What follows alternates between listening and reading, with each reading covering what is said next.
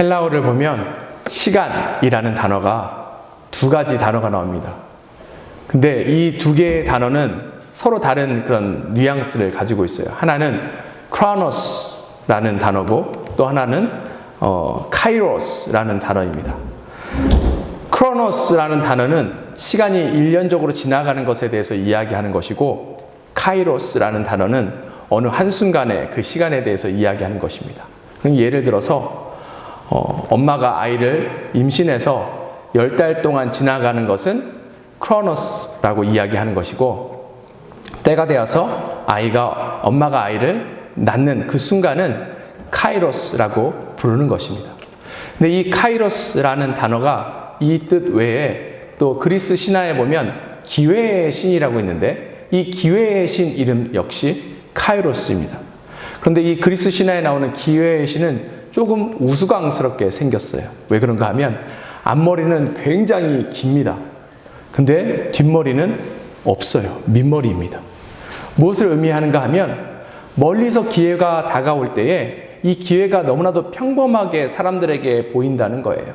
그런데 그 기회가 지나치고 나면 뒷머리가 민머리이기 때문에 사람들이 잡을래야 잡을 수 없다라는 것을 이야기합니다. 그러니 기회가 왔을 때는 앞에서 잡아야지 지나간 다음엔 잡을 수 없기 때문에 그렇습니다. 우리가 잘 아는 예화가 하나 있는데, 그 태조 왕건, 고려를 세운 태조 왕건이 있습니다. 이분이 나라를 세우기 전에 어느 한 고을에 갔다가 너무나도 목이 타서 우물가에 있는 여인에게 물 한 바가지만 달라라고 이야기했습니다. 그랬더니 거기 있던 여인이 물에다가 나뭇잎을 띄워서 그 왕건에게 주었어요. 그래서 왕건이 그걸 시원하게 다 마신 후에 그 여인에게 물어봤습니다. 왜 이 물 안에 나뭇잎을 하나 띄웠습니까? 라고 물어보니까 뭐라고 대답했는가 하면, 너무나도 그 목이 타 보이고 급해 보여서 물을 급히 마시면 체할 수 있으니까 천천히 마시라고 띄워놨습니다 라고 이야기했어요. 그래서 왕건이 이 여인의 지혜에 탐복해서 이 여인과 결혼하게 되고, 이 여인이 나중에 장화왕후가 되는 것입니다. 이 여인은 왕건이 이 이후에 나라를 세울 것을 전혀 몰랐지만 그에게 다가온 기회를 잡았던 거예요. 만약에 그날 그 자리에서 그 우물가에 앞으로 장차 왕이 될 사람이 온다는 사실을 그 고을에 있는 사람들이 모두 다 알았더라면 모든 처자가 그 가운데 나와서 그 사람을 기다렸을 것이에요. 그렇죠? 기회라는 것이 그렇습니다. 우리에게도 기회가 찾아옵니다. 근데 그 기회를 잡는 사람만이 인생이 변화가 되는 거예요. 그런데 어떤 사람은 기회가 생겨도 잘 잡지 못하는 사람들이 있고, 어떤 사람들은 기회를 또 잘 잡는 사람들이 있습니다. 근데 기회를 못 잡는 사람 보면 이게 너무 바람같이 지나가니까, 또 이 기회가 기회인 줄 알지 못하니까 못 잡는 것 같습니다. 성경에 많은 인물들이 나와요. 그런데 오늘 이 기회의 관점에서 보면 기회를 잘 잡아서 인생이 변화된 그런 인물들도 있는 반면에, 이 기회를 전혀 잡지 못해서 하나님께서 주시는 은혜를 누리지 못하는 그런 인물들도 나옵니다. 오늘 본문에 나온 바디메오라는 사람이 이 인생의 기회를 잡아서 이 인생이 변화되었던 사람이에요. 이 바디메오는 어떤 사람인가 하면 시각장애인입니다. 앞을 볼 수 없어요. 그래서 다른 사람에게 구걸해서 먹고 살았던 그런 사람입니다. 이랬던 사람이 그의 인생의 변화를 얻게 되었던 것이에요. 우리 삶에도 사실은 이러한 기회가 필요할지도 모릅니다. 우리 저마다의 삶 가운데 반전의 상황이 필요할 수가 있어요. 변화가 필요할 수도 있습니다. 어떤 모멘텀이 필요한 순간일 수도 있어요. 특별한 어려움에 빠져 계시거나, 또 그 어려움에서 빠져나올 힘이 전혀 없어서 도움이 필요하신 분들이 있을 것입니다.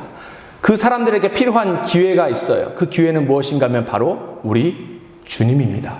우리 주님을 잡는 사람만이 그 인생이 변화되고 나아갈 수 있는 거예요. 그래서 이 시간 가운데 이 기회를 어떻게 잡을 수 있는지 함께 살펴보기를 원합니다. 이 기회를 잡으면 인생이 달라집니다. 그래서 우리는 기회를 잡아야 합니다. 이 기회를 잡기 위해서 첫 번째, 우리는 간절히 부르짖어야 합니다. 예수님께서 오늘 본문을 보니까 여리고를 지나가고 계셔요. 46절 상반부 보도록 하겠습니다. 그들이 여리고에 이르렀더니 예수께서 제자들과 허다한 무리와 함께 여리고에서 나가실 때에, 이 46절 상반부에서 지금 이야기하고 있는 것이 무엇인가 하면 예수님께서 여리고성에 들어오셨다가 여리고성에서 다시금 나가시는 것을 이야기하고 있습니다. 예수님께서 지금 여리고성을 지나셨다는 의미는 이제 곧 예루살렘에 들어가신다는 의미예요. 곧 6월절이 다가온다라는 의미입니다. 이 여리고성은 예루살렘에 들어가기 위해서 꼭 지나가야 하는 관문 도시예요. 그런데 방금 말씀드렸듯이 유대의 가장 큰 명절인 6월절이 곧 다가오고 있다라는 의미는 이 여리고성에 많은 사람들이 몰려왔다라는 것을 의미하고 있는 것입니다. 46절 후반부 보도록 하겠습니다. 디메오의 아들인 맹인 거지 바디메오가 길가에 앉았다가, 보세요. 이 바디메오가 앞이 보이지 않는 시각장애인이고, 그래서 다른 사람에게 구걸하고 살아야만 먹고 살 수 있는 사람이었어요. 그러니 사람들이 많이 붐비는 지금 이 시기, 이 시절은 바디메오와 또 바디메오와 같은 그런 구걸하면서 사는 사람들에게 있어서는 대목입니다. 큰 기회예요. 많은 양식을 얻을 수 있기 때문에 그렇습니다. 오늘 이 본문을 통해서 우리가 유추할 수 있는 것은 바디메오는 참 불행한 사람인 것 같다라는 것입니다. 왜 그런가 하면 지금도 시각장애인은 살기가 굉장히 힘들어요. 육체의 그 한계도 있고 사회적인 편견도 있어요. 하물며 2000년 전 예수님 당시에 이 맹인, 시각장애인은 살기가 굉장히 힘들고 어려웠을 것입니다. 신체적인 어려움도 어려움이지만 사회적인 편견이 그 당시에 굉장히 심했는데 유대 사람들은 이 시각장애인이 죄의 결과로 인해서 얻어진 거라고 믿었어요. 그러니 사람들이 봤을 때 이 시각장애인은 불쌍하고 도와줘야 될 사람이 아니라 거리를 두고 멀리 떨어져야 할 사람입니다. 왜요? 그 사람은 죄인이기 때문에 그래요. 그러니 그 사람 곁에 가면 그 죄가 옮겨질 수 있다라고 믿었기 때문에 그렇습니다. 굉장히 지금 비참한 모습에 있어요. 그러니 바디메오와 같은 그러한 시각장애인들, 그러한 구걸하면서 살아가는 사람들은 자신의 그런 비참한 모습을 통해서 먹고 살 수밖에 없는 것입니다. 다른 사람에게 비참한 모습을 보여서 동정을 얻거나, 아니면 오늘과 같이 종교심이 많고 하나님 앞에 예배드리러 가는 사람들이 많이 지나갈 때에 자신의 비참한 모습을 보여서 그 사람들로 하여금 선행을 베풀게 하는, 그것으로 먹고 살 수밖에 없다는 것입니다.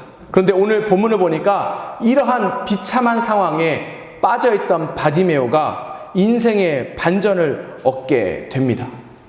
지금 6월절이고 사람들이 지금 여리고성에 굉장히 많이 있는데 이때의 가장 큰 화두가 무엇인가 하면 바로 예수님이에요. 47절 상반부 보도록 하겠습니다.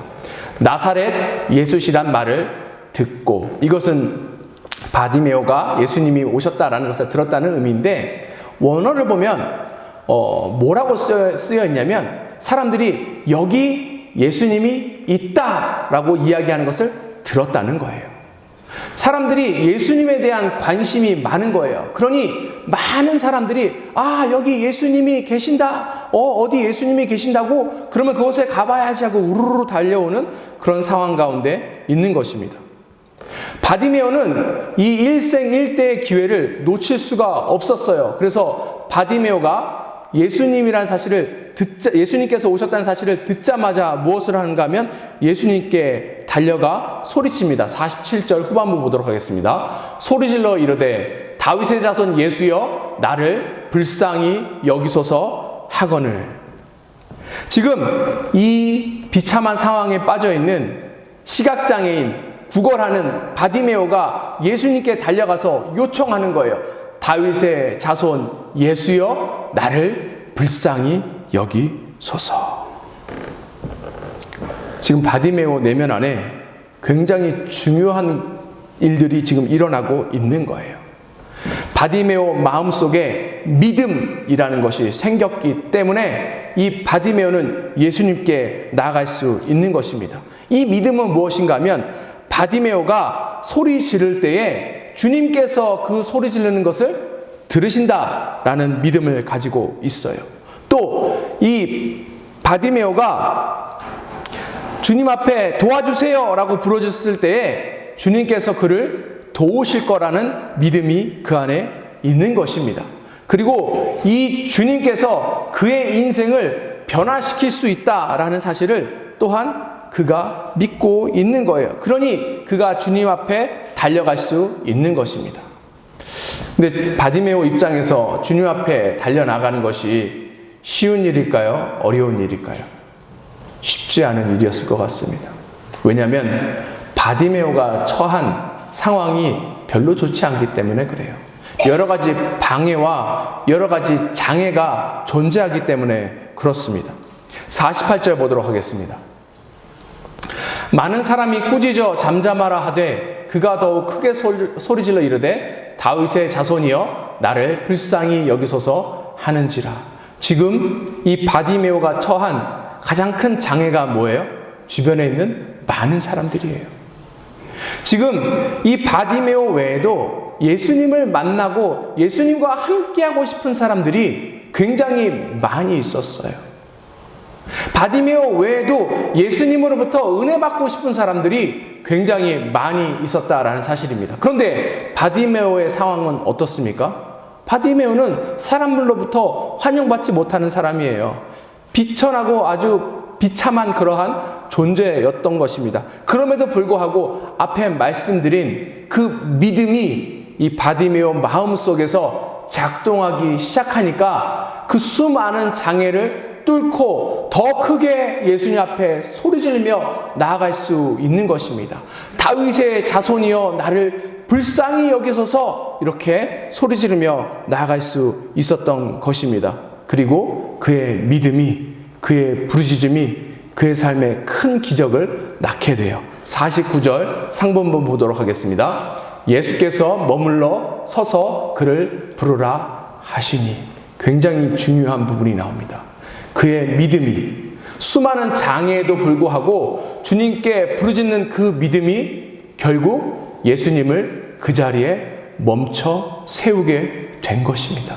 우리가 이것을 기억했으면 좋겠어요. 우리의 삶에 어떤 방해가 있는지 저는 잘 모르지만 그 방해가 있음에도 불구하고 우리가 믿음으로 주님을 부르며 나아갈 때에 주님께서 우리 인생 가운데 찾아오시는 거예요.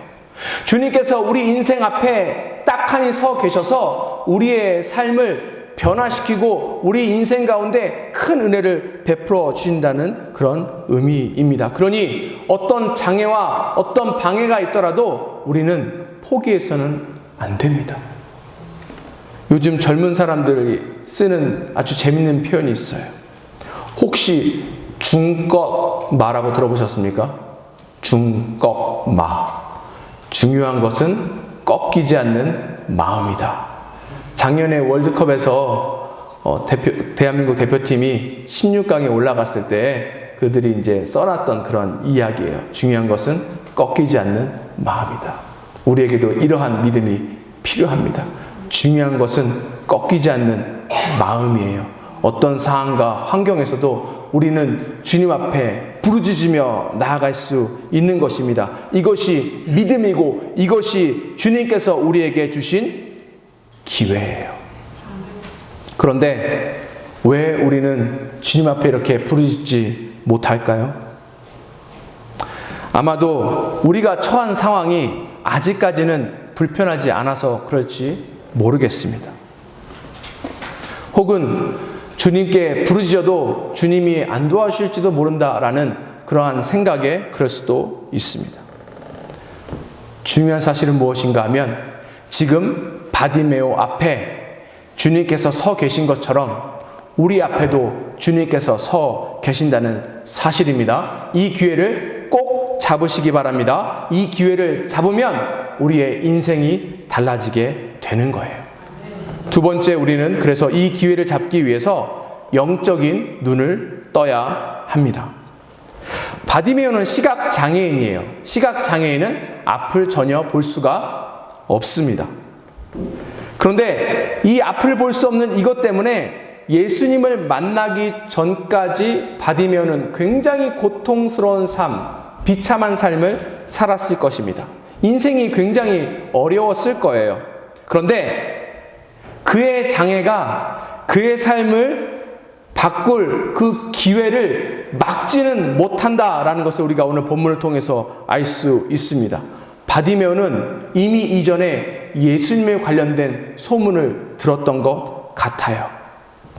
예수님께서 오늘 우리가 계속해서 마가복음을 보고 있는데 마가복음 이 이전에 보면 놀라운 일들을 행하십니다.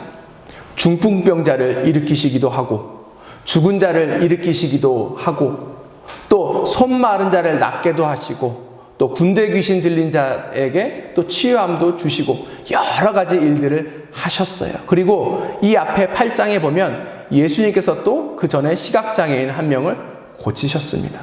이 이야기를 바디메오가 들었던 거예요.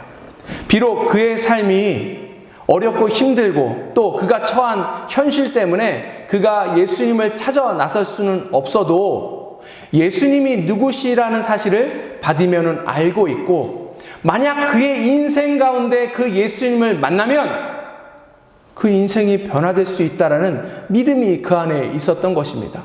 예수님이 어떤 분인지에 대해서 온전히 알았던 거예요.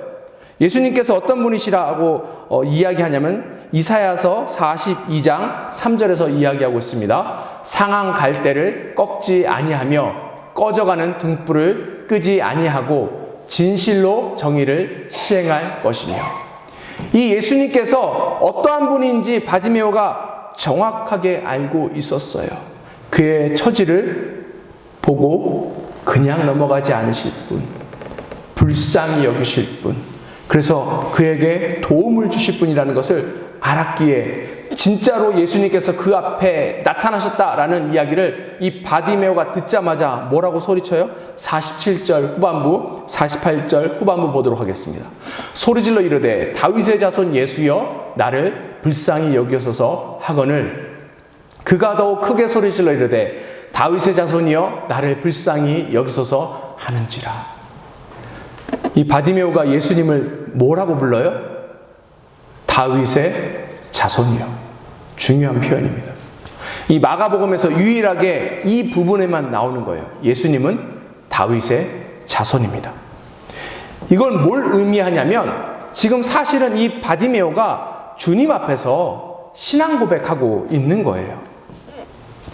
이 당시 유대 사람들은 다윗의 자손이 지혜를 가지고 영적인 권위를 가진 왕이라고 생각이 들었습니다.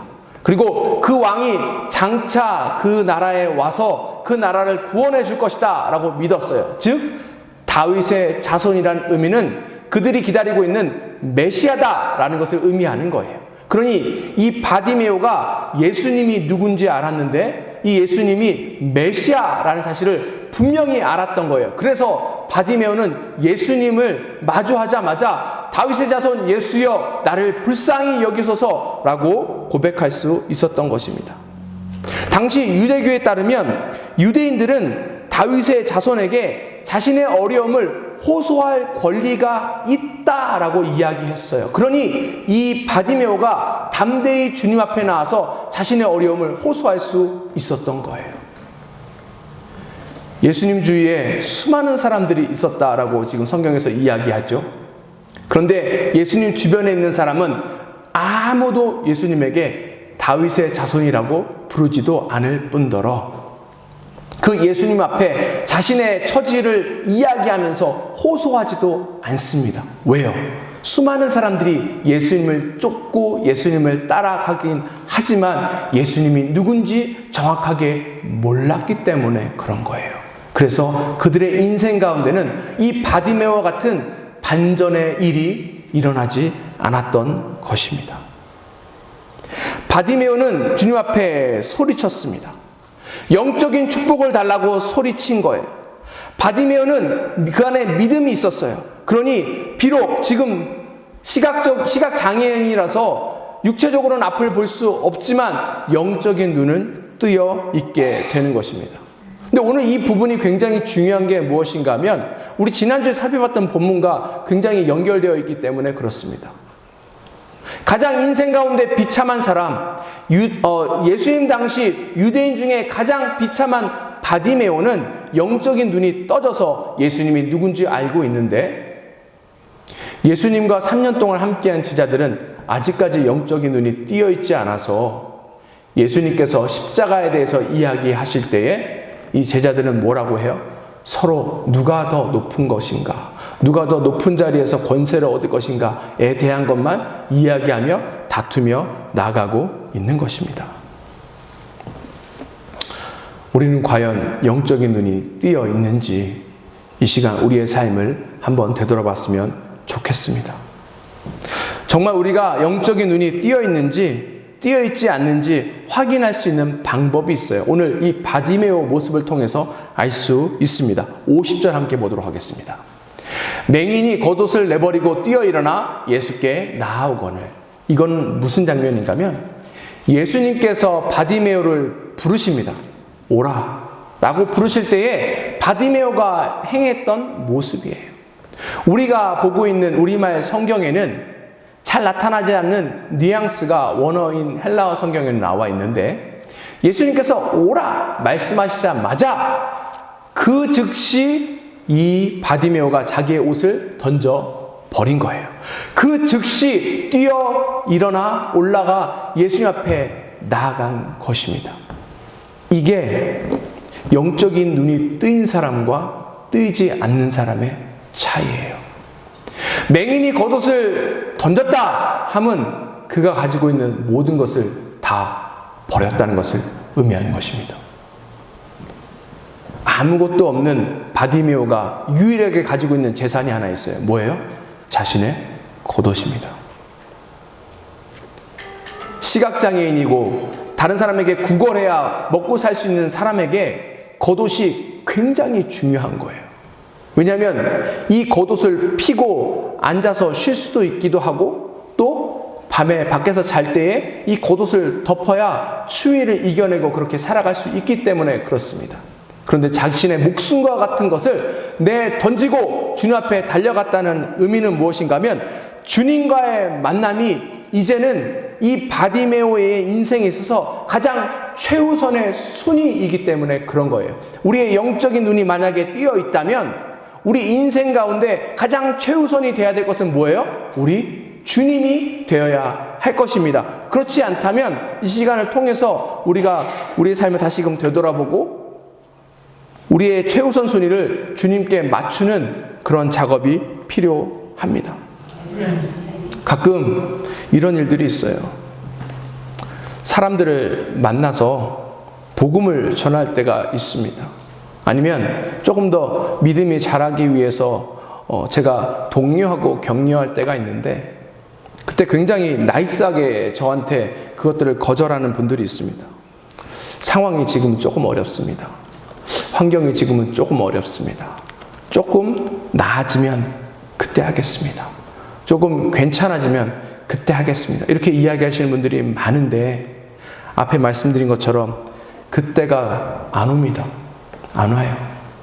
지금 힘들고 어렵고 불편한 상황 가운데 주님 앞에 나아가야 주님께서 이 모든 것들을 해결해 주시지 않겠습니까? 그 상황과 환경이 만약에 좋아지죠? 그러면 그때는 우리가 주님이 안 필요해요. 안 필요해요.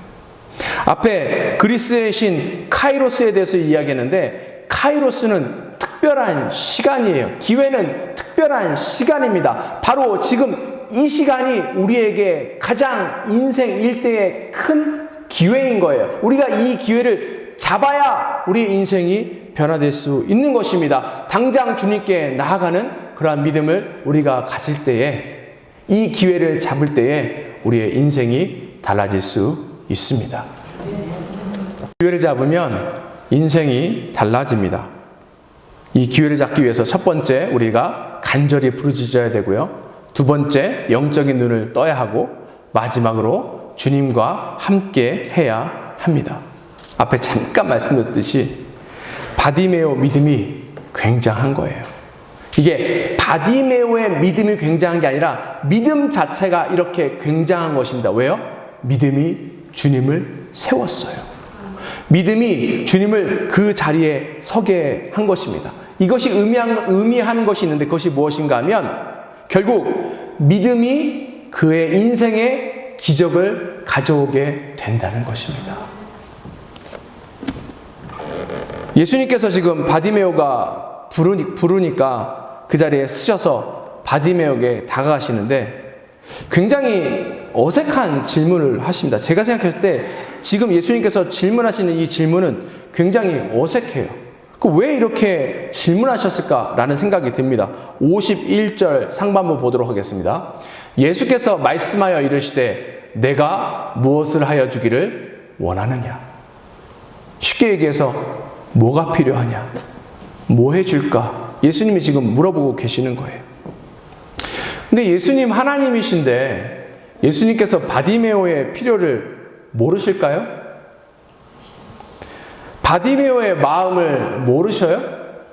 바디메오의 생각을 모르십니까? 아니에요. 예수님은 이미 바디메오의 마음과 생각과 필요한 그 모든 것을 다 아십니다. 그리고 어쩌면 예수님께서 바디메오를 만나시기 위해서 그 자리를 지나가셨을지도 모르겠어요. 그렇죠? 그런데 왜 예수님은 이 지금 상황에 맞지 않는 질문을 바디메오에게 하고 계시는 것일까요? 그 이유는 무엇인가 하면 여기에 예수님이 아주 기쁘신 뜻이 있어요. 예수님의 배려가 있는 것입니다. 이 질문을 통하여서 예수님께서 어떤 상황을 만드시는가 하면 예수님과 바디메오 둘 사이에 친밀함을 높이시는 거예요. 그냥 예수님께서 지나가시면서 이 사람 불쌍하니까 도와줘야겠다. 그냥 예수님 지나가시면서 바디메오 눈도 뜨게 하실 수도 있고 바디메오가 더 좋은 자리에 앉게 하실 수도 있고 바디메오 인생 가운데 세상 사람들이 부러워할 만한 그런 것들을 그냥 주시고 지나갈 수도 있어요. 근데 만약에 그렇게 하게 되면 이 예수님과 바디메오는 아무 상관 없습니다. 아무 상관이 없는 거예요. 그런데 보세요. 네가 필요한 게 뭐니? 라고 개인적으로 질문했을 때 그 사람이 제가 필요한 게 이겁니다. 라고 이야기하는 이 순간에 이 한 사람과 다른 사람이 상관이 있어지는 거예요. 친밀해지는 것입니다. 가끔 제 자녀가 저에게 와서 필요한 것을 이야기해요. 아빠, 나 이거 있었으면 좋겠어. 아빠, 나 저거 필요해. 그러면 제가 들어줍니다. 때때로 생일 때가 되면 제가 물어보기도 하죠. 이번 생일날 어떤 선물 갖고 싶어? 그러면 나 이거 갖고 싶어. 저거 갖고 싶어. 아이들이 이야기합니다. 그거로 인해서 친밀함이 생긴 거예요. 그냥 어느 날 선물 딱 주고 가고 필요한 거 딱 주고 가고 그러면 그 아이들과 저의 사이에는 친밀함이 없게 되는 것입니다. 그냥 필요하면 뭐 주고 가는구나. 또 필요할 때 되면 뭘 주겠지. 라고 생각하지 그 가운데 친밀함을 얻게 되는 거예요. 예수님께서 지금 바디메오에게 가서 정말 예수님이 바디메오와 인격적으로 가깝다는 것을 지금 보여주고 있는 것이고 또 이 질문을 통해서 바디메오의 믿음을 견고하게 하게 만드시는 것입니다. 51절 후반부 그리고 52절 보도록 하겠습니다. 맹인이 이르되 선지님이여 보기를 원하나이다. 예수께서 이르시되 가라 내 믿음이 너를 구원하였느니라 하시니 그가 곧 보게 되어 예수를 길에서 따르니라. 보세요. 예수님께서 네가 뭐가 필요하니? 라고 물어봤어요. 그러니 바디메오가 뭐라고 대답했습니까? 예수님 제가 보기를 원합니다. 라고 이야기했어요. 그랬더니 그가 정말 보게 되었습니다. 뭐예요? 예수님께 요청하니까 예수님께서 들어주시는 거예요. 요청에 대한 응답이 있게 되는 것입니다. 이것이 믿음이 있게 만드는 거예요. 내가 부르짖었더니 내가 도와달라고 했더니 정말 예수님께서 그것을 들으시고 도와주시는구나. 이게 차곡차곡 쌓일 때에 우리 믿음이 자라나는 것 아닙니까? 히브리서 11장 6절 함께 보도록 하겠습니다. 믿음이 없이는 하나님을 기쁘시게 하지 못하나니 하나님께 나아가는 자는 반드시 그가 계신 것과 또한 그가 자기 찾는 자들에게 상 주시는 이심을 믿어야 할지니라. 여기에 믿음의 두 가지 요소가 나와 있습니다. 믿음은 뭐예요? 하나님이 계시다는 것을 믿는 게 믿음이에요. 또 믿음은 뭐예요? 하나님께 부지런히 찾는 자에게 상 주시는 이심을 믿는 것이 믿음입니다. 우리말 성경에는 그 얘기가 나와 있지 않는데 원어에는 약간 그런 의미가 있어요. 그래서 영어 성경에는 그 의미가 그대로 들어가 있습니다. 마지막에 보면 뭐라고 쓰여 있어요? He is a rewarder of those who diligently seek him. 부지런히 끊임없이 계속해서 반복적으로 주님을 찾는 사람은 뭘 얻는다는 거예요? 상을 얻게 된다는 것입니다. 이 상은 뭐예요? 기도 응답의 상인 것입니다. 그러니 예수님께 간절히 부르짖는 것이 중요합니다. 여기에 기도의 목적이 있다라는 것을 우리가 알 수 있는 거예요. 하나님께서 우리가 기도할 때에 들으셔요. 또 우리가 기도할 때에 하나님께서 응답하십니다. 만약 우리 삶에 아픔과 고통과 고난이 있다면, 여전히 해결되지 않는 무언가 있다면, 이때는 어쩌면 주님께서 우리에게 믿음이 자랄 수 있는 기회를 주시는 것일 수도 있습니다. 왜요? 그래야 주님만 이 모든 것들을 하실 수 있다는 것을 우리에게 보여줄 수 있기 때문에 그래요. 살다 보면 그런 일이 많습니다. 내 힘과 능력으로 할 수 없는 일들이 너무 많이 있어요. 하나님께서 내 손을 꽁꽁 묶어 놓으신 것 같고 내 발을 꽁꽁 묶어 놓으신 것 같아서 이렇게 하지도 못하고 저렇게 하지도 못하고 이리 가지도 못하고 저리 가지도 못하게 해놓은 그런 상황이 될 수도 있습니다. 세상 사람들은 그런 상황을 보면서 뭐 운이 없다, 재수 없다, 혹은 뭐 어려움에 빠졌다, 이제 그래서 낭망한다라고 이야기할지 모르지만 우리는 그래서는 안 됩니다. 왜요? 이것이 어쩌면 하나님께서 우리에게 믿음이 자랄 수 있는 기회, 하나님이 살아 역사하심을 보여줄 수 있는 기회, 그래서 우리의 인생을 변화시킬 수 있는 그 기회를 주신 것일 수 있어서 그렇습니다. 어떤 일이든지 우리 삶 가운데 닥쳐온 일들은 우리 주님만 해결하실 수 있습니다. 그 주님 앞에 나아가 우리 인생의 큰 변화를 얻으며 나갔으면 좋겠습니다. 한 100년 전 미국에서 있었던 일인데요. 한 죄수가 신문을 보면서 막 펑펑 울기 시작했습니다. 그래서 주변에 있는 사람이 물어봤어요.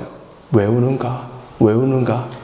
그랬더니 자신의 이야기에 대해서 이야기합니다. 30년 전에 자신과 자신의 친구가 놀러 가기 위해서, 도박하기 위해서, 술 마시기 위해서 어느 길로 가다가 우연히 교회 앞을 지나가기 시작했습니다. 그런데 한 친구는 그 교회 앞에서 한 사인을 보고 그 자리에서 멈춰서 예배드리러 가자라고 이야기했고, 다른 친구는 놀러 왔으니까 놀러 가자라고 이야기했다라고 합니다. 그 이후에 두 친구는 헤어지게 됐어요. 그런데 교회에 들어간 친구는 그날 하나님을 만나고 은혜를 받았습니다. 그래서 그의 인생이 변화되기 시작했어요. 그래서 이 사람이 30년 뒤에 미국의 22대 또 24대 대통령이 된 클리블랜드입니다. 반면에 함께 예배 드리러 가자라고 이야기했을 때 놀러 가고 싶다라고 하고 술집에 갔던 그 사람은 그 이후의 삶이 굉장히 망가져서 감옥에 들어가서 그렇게 죄수의 인생을 살 수밖에 없었던 거예요. 기회는 너무나도 작은 것 같아서 어쩔 때는 우리 눈에 보이지 않을 때도 있고 또 우리가 가치 없다라고 생각할 때도 있습니다. 그런데 작은 기회라는 건 없어요. 그 기회를 잡을 때 우리의 인생이 변화될 수 있는 것입니다. 그리고 이 기회는 준비된 사람만 잡을 수 있습니다. 바디메오는 오래전부터 예수님에 대해서 듣고 준비했죠. 그러니 예수님이 오셨을 때에 예수님이 그 앞에 오신 게 단순한 우연이 아니라는 것을 그가 알고 있었습니다. 보이지 않는 하나님의 손길이 그 가운데 임했다는 것을 알게 되고 그 기회를 잡게 된 거예요. 어쩌면 하나님께서 오늘 우리에게 이와 같은 기회를 주실 수 있습니다. 이 기회는 어쩌면 우리에게 주어지는 단 한 번의 기회일지도 모르고 최후의 기회일지도 모릅니다. 그러니 이 시간 가운데 그 기회를 붙들고 나아갔으면 좋겠습니다. 예수님을 붙잡아야 인생이 달라지는 거예요. 예수님을 붙잡아야 우리 인생 가운데 놀라운 기적이 일어나기 시작하는 것입니다. 그러니 이 시간 가운데 우리의 영적인 눈이 띄어질 수 있도록 함께 기도하며 나아갔으면 좋겠습니다. 간절히 부르짖을 때 하나님 응답해 달라고 이 시간 가운데 기도했으면 좋겠습니다. 그리고 늘 함께 예수님께서 우리의 삶 가운데 찾아오셔서 동행하시는 그런 은혜를 달라고 이 시간 가운데 그렇게 함께 기도하며 나갔으면 좋겠습니다. 기도하시겠습니다.